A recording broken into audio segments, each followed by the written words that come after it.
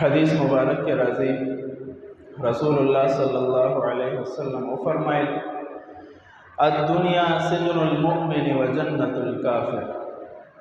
دا دنیا دا مومن دا پارا قید خانه دا جیل دے او دا کافر دا پارا جنت دے.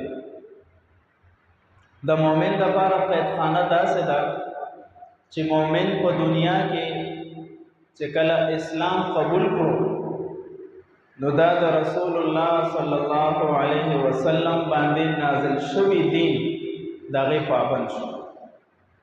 دا به د خپل چاہت مطابق زندگی اوس نه تیرے څنګه چې یو قیدی په جیل کې دننه د جیلر د حکم مطابق زندگی تیرے عمدک کشان مومن په دنیا کې د آقای دو جہاں صلی اللہ علیہ وسلم د تعلیمات مطابق زندگی تیرے د چاہت مطابق زندگی باندے پا آخرت کے سخت پکڑ لے. اور کافر چونکہ پا آخرت کی د اس حصہ نشتا چکل پا حالت د کفر کے لاشی نو په دنیا کې د لپاره یو قسم چونکه اسلام قبول کړي نه دي نو هر څه د لپاره بیا مباح دي او قبول ولا صحیح دي. کو دا غلاګانې کوي او کو دا سود کوي او کو دا زناګانې کوي کو دا چاہت مطابق زندگی تیري اسم دا بس د شریعت په حدودو کې داخل نه دي. نو چې داخل نشو نو د شریعت احکامات هم په باندې بیا لازم نه دي. اولنې حکم چې انسان ته متوجه کیږي هغه دا کلمه توحید لا اله الا الله دی.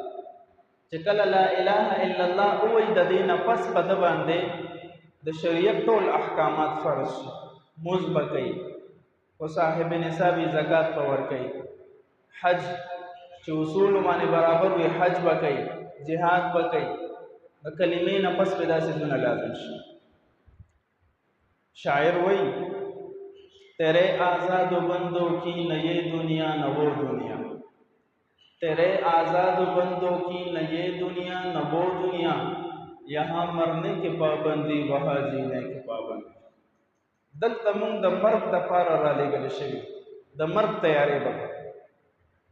اصل زندگی ہمیشہ والا زندگی اپ آخرت کے زمین استاسو انشاءاللہ کلی زندگی جنت والا زندگی انشاءاللہ العزیز زمون استاسو په آخرت کې ده. چې مومن شوی د دنیا مصیبتونه به ټول تا طرف ته متوجه وي، حالات په در باندې راځي.